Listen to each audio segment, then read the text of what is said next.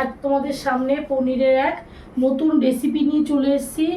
তোমরা নিশ্চয়ই পনিরের নিরামিষ পদ খেয়ে খুব বোর হয়ে যাচ্ছ, একদমই ভালো লাগছে না। পনির দেখলেই মনটা খারাপ হয়ে যাচ্ছে যে একঘেয়েমি রান্নার কত খাবো। তার জন্য একটু চমক নিয়ে এসেছি পনিরের রেসিপিতে। সেই রেসিপিটা হচ্ছে পনির মাঞ্চুরিয়ান। তোমরা বুঝতেই পারছো মাঞ্চুরিয়ান মানে কীরকম হবে। টেস্টি টেস্টি হবে, একটু টক ঝাল মিষ্টি হবে। চলো এবার কিভাবে করছি তোমাদেরকে দেখাই।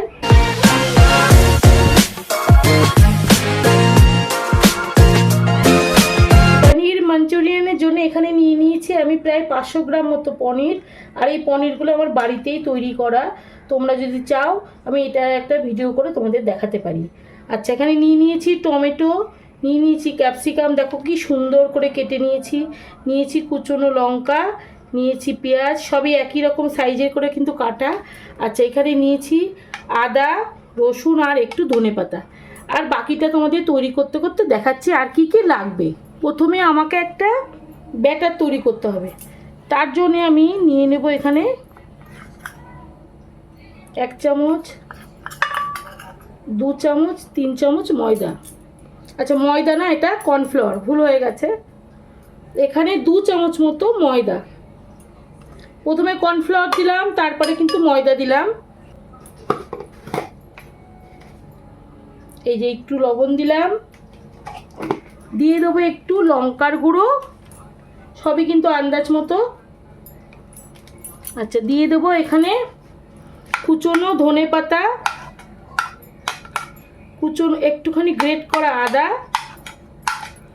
আর একটু রসুন। ভালো করে একটু মিশিয়ে নেব।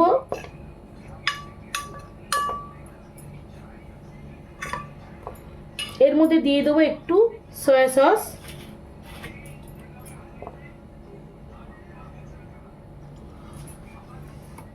আর একটু দেব টমেটো সস। সবই কিন্তু আন্দাজ মতো দিতে হবে।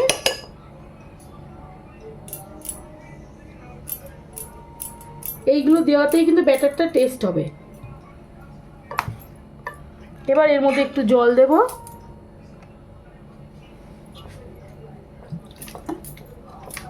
ভালো করে একটা স্মুথ ব্যাটার তৈরি হবে।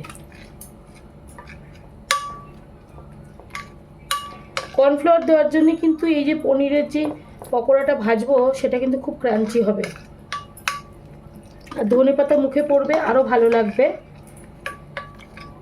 এর মধ্যে এখন একটুখানি আমি গোলমরিচের গুঁড়ো দিয়ে দিচ্ছি।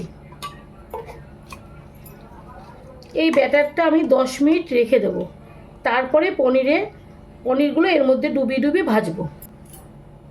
10 মিনিট হয়ে গেছে। এবার এই পনিরগুলো এর মধ্যে দিয়ে দেব, দিয়ে একটু ভালো করে মিশিয়ে দেব।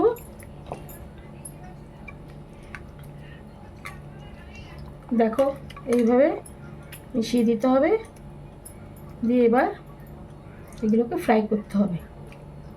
চলো এবার আমরা ফ্রাই করতে যাই। অ্যাজ ইউজুয়াল এই যে বসিয়ে দিয়েছি কড়াইতে তেল দিয়ে দিয়েছি, সাদা তেল। তেল গরমও হয়ে গেছে। দেখো বন্ধুরা, টাইমটাকে একটু বাঁচানোর জন্য আমি আগে থেকে এইভাবে করে রাখি, তোমাদেরও সুবিধা হবে আমারও সুবিধা হবে।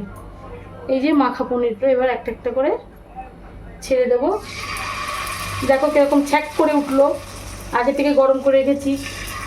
তোমাদের অপেক্ষা করালাম না, তাড়াতাড়ি হয়ে গেল। একটা করে ছেড়ে দেবো।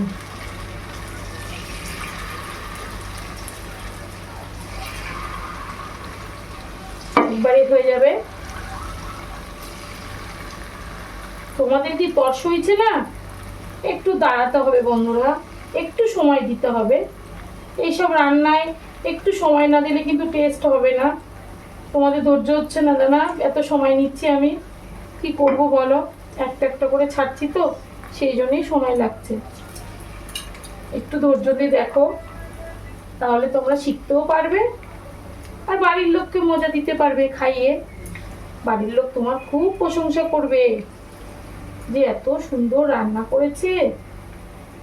আমার প্রশংসা করতে হবে না, তোমরাই বাড়ির লোকের প্রশংসা করবে এইভাবে রান্না করলে।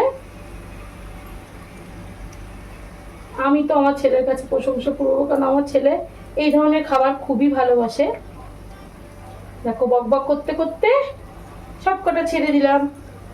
এবার ওপর দিয়ে একটু একটু করে দিয়ে দিচ্ছি, যাতে পনিরের গায়ে মশলাগুলো ভালো ভরে যায়।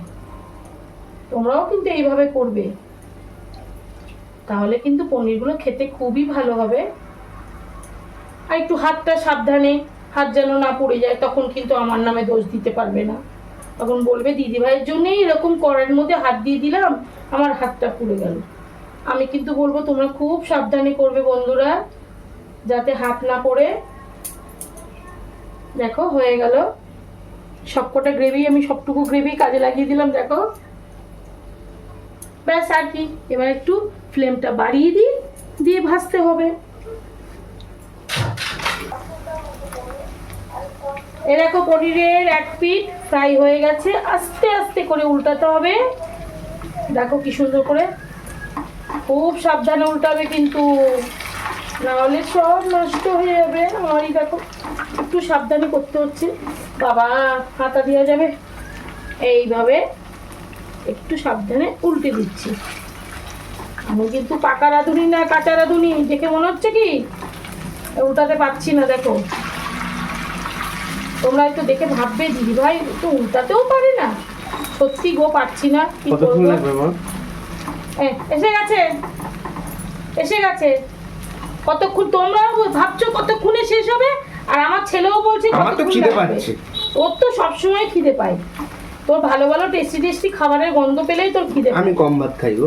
কম ভাত খেলে কি হচ্ছে, ভালো টেস্টি খাবার ওই জন্য খিদে পায়, তাই তো?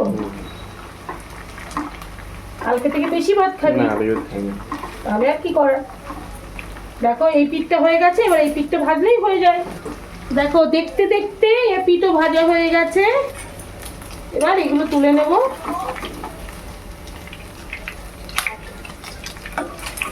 আর বেশি ভাজলে কিন্তু একদম খেতে ভালো হবে না, সেই জন্য এখনই তুলে নিচ্ছি। এগুলো কিন্তু সস দিয়ে শুধু শুধু খাওয়া যায়, ধনেপাতা দেওয়াতে দারুণ একটা ফ্লেভার এসছে। তুলে রাখলাম। এবার এই গরম তেলের মধ্যে দিয়ে দেবো রসুন। এই রান্নাটা আমি একটা গোটা রসুন লাগিয়েছি, মানে খুব বেশি রসুন দিচ্ছি না, একটা রসুনই হয়ে যাবে। আচ্ছা দিয়ে দেবো এবার পেঁয়াজ, দিয়ে দেবো কুচনো লঙ্কা, একটু ঝাল ঝাল করবো। তোমরা এক্ষেত্রে একটু কাশ্মীরি লঙ্কার গুঁড়ো দিও কালারের জন্য, ঝাল যারা বেশি খাও না তারা। আমি এখানে কুচনো লঙ্কাও দেবো, কাশ্মীরি লঙ্কার গুঁড়ো দেবো। আর পেঁয়াজ একটু হালকা ফ্রাই করে নেব।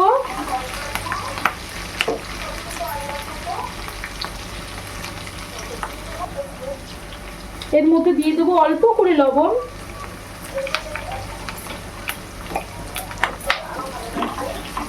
এবার দিয়ে দেবো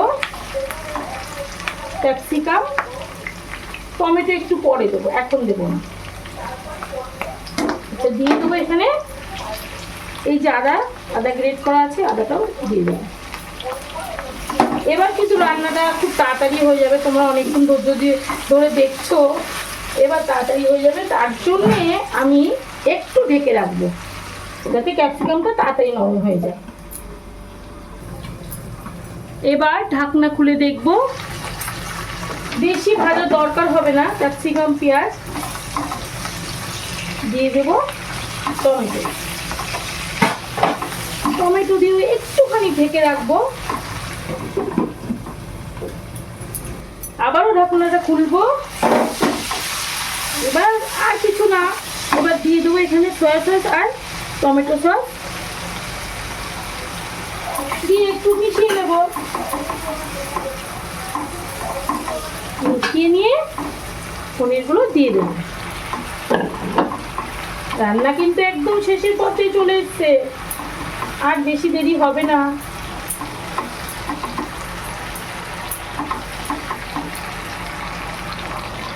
সবার শেষে একটু দিয়ে দেবো কাশ্মীরি লঙ্কার গুঁড়ো, এটাও কিন্তু অপশনাল, তোমরা চাইলে দিতেও পারো নাও পারো। আর দিয়ে দেবো এই যে জলের সাথে একটু কর্নফ্লাওয়ার গুঁড়ো, ব্যাস হয়ে গেল। তোমরা যদি চাও একটু চাইনিজ খাবারে একটু কি চিনি দেবে, দিতে পারো। আমি একটু দিচ্ছি চিনি অল্প করে, সামান্য একটু দিলাম, দিয়ে ঢেকে রাখবো। তাহলেই কিন্তু কমপ্লিট আমার পনির মাঞ্চুরিয়ান। বন্ধুরা এই দেখো পনির মাঞ্চুরিয়ান একদম রেডি। দেখো কি সুন্দর কালার হয়েছে, তোমরা একবার একটু দেখো, দেখলেই শিখতে পারবে। আমি একটা তোমাদেরকে কেটে দেখাচ্ছি, দেখো একটা কেটে দেখাচ্ছি কতটা সফট হয়েছে। এই দেখো, দেখতেই পাচ্ছ, এই দেখো।